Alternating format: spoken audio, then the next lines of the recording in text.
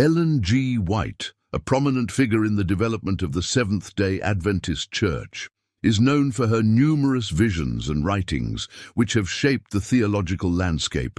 Throughout her life, she provided spiritual guidance to individuals and groups, offering prophetic insights and counsel. One figure who appears in her writings and who may be less familiar to many is Charles Kirk. Charles Kirk was a significant personality in the early Adventist movement. His life and his relationship with the church were marked by moments of tension and growth, which Ellen White addressed in her prophetic visions. Understanding the nature of their interaction requires delving into the historical context of their time and the roles they played in the Adventist community. In this section, we will explore the background of both Ellen G. White and Charles Kirk, highlighting their respective contributions to the church. Furthermore, we will investigate the circumstances that led to their interaction and the specific visions Ellen White had concerning Charles Kirk. These visions were not merely personal insights, they were often meant to guide the larger Adventist community, shaping the direction of the church at a critical time. The historical context during the early days of the Adventist movement provides a critical lens through which we can understand the significance of Ellen White's messages. The 19th century saw the rise of a group of individuals determined to reform Christian practice and interpretation of biblical prophecy, a movement that ultimately gave birth to the Seventh-day Adventist Church. By examining the way Ellen White viewed Charles Kirk, we will also gain insight into her broader theological outlook, particularly regarding leadership, discipline, and faithfulness within the church. It is through these visions that we begin to see the nuances of the relationship between prophecy and church leadership, as well as the role of individuals in contributing to the spiritual growth of a community.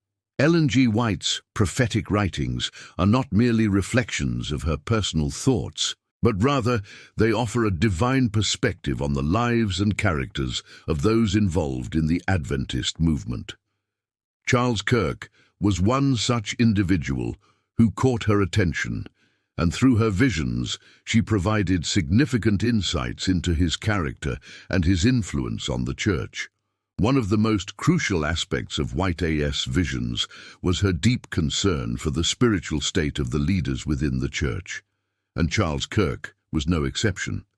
She recognized that his influence could either lead the church towards righteousness or cause divisions and spiritual decline. In her writings, White addressed Kirk's strengths and weaknesses, offering counsel not only for him, but for the broader church community. Ellen White often emphasized the importance of humility, integrity, and commitment to the Adventist message, qualities that she both praised and cautioned against when addressing Charles Kirk. Some of her visions highlighted areas where she believed Kirk needed to repent and realign his actions with the church's spiritual goals. Conversely, White also recognized moments when Kirk's actions were in harmony with the ideals of the church, commending him for the positive aspects of his leadership. In particular, one vision that stands out was her observation of Kirk's role in a critical decision-making process within the church. Ellen White noted that Kirk's leadership style was influential, but at times he struggled with aligning his personal ambitions with the church's collective mission. This vision highlighted the tension between individual authority and the larger goals of the community, an issue that often arose in the early years of the Adventist movement. Through her visions, Ellen White provided not just rebuke, but also guidance on how leaders like Charles Kirk could better serve the church. Her counsel was always designed to help individuals reflect on their personal character and how their actions impacted the broader church community. For Kirk, this meant examining his motivations and ensuring that his decisions were grounded in a deep sense of spiritual humility and devotion.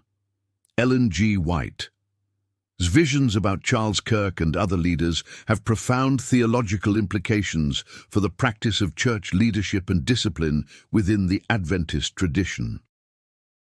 At the heart of White's teachings is the concept of a spiritually unified church that remains faithful to its prophetic calling.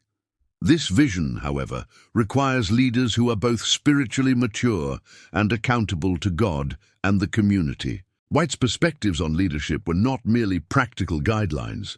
They were deeply rooted in her theological understanding of the church's role in God's plan.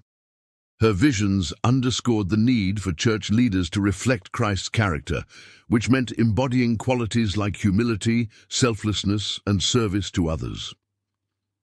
In this sense, White saw leadership not as a position of power, but as one of responsibility and sacrifice. Charles Kirk's interaction with church leadership, as seen through White's visions, was a reflection of the broader challenges the Adventist movement faced during its formative years. The question of authority and the proper exercise of leadership was a constant theme in her writings. She warned that leaders who sought power for personal gain or who failed to align their actions with God's will would cause spiritual harm to themselves and the church. Ellen White's visions were also a call for discipline within the church. Her concern for Charles Kirk's character was not just about his personal failings, but about how those failings could ripple out and affect the larger community. Discipline, in her view, was a necessary tool for maintaining the purity and unity of the church. However, it was not about harsh punishment, but about restoring individuals to a state of spiritual wholeness. In addition to the individual aspect of discipline, White's visions also reflected the importance of collective accountability.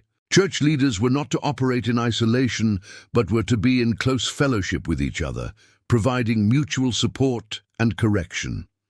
The communal aspect of church life was central to White's vision, and this was clearly evident in her counsel to Kirk and other leaders. Through her insights, Ellen White shaped the Adventist understanding of leadership as a divine calling that requires constant self-examination, humility, and a commitment to the well-being of the church as a whole. Charles Kirk, as with many leaders in the early Adventist church, was not always in complete agreement with the prophetic counsel of Ellen G. White. While some accepted her visions with humility and gratitude, others, like Kirk, found the rebukes and corrections challenging to embrace. However, over time, the responses of individuals like Kirk to White's counsel provide us with valuable insights into the process of spiritual growth and the tension between human leadership and divine guidance. Kirk's initial reaction to Ellen White's visions might have been one of resistance as he wrestled with the implications of her messages. Many leaders in the church, especially during its early years, struggled with the notion of prophetic authority and its relationship to their personal decisions. For some, like Kirk, it may have felt as though their autonomy was being questioned, and this led to moments of tension and reflection. However, it is clear that Charles Kirk eventually took Ellen White's vision seriously. His writings and actions suggest that he sought to understand the underlying message behind her counsel. The prophetic messages were not meant to be personal attacks, but were intended to call him to a higher standard of leadership. Over time, Kirk's leadership style evolved, influenced by White's emphasis on humility, service, and devotion to God's will. In this section, we will explore how Kirk's character and decisions changed in response to Ellen White's prophetic counsel. Was he able to align his actions more closely with the teachings of the Adventist movement? Did he grow spiritually as a result of White's rebukes and encouragement?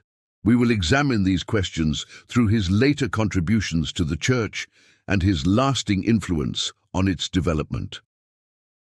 Kirk's transformation serves as a powerful testament to the effectiveness of prophetic guidance when received with an open heart.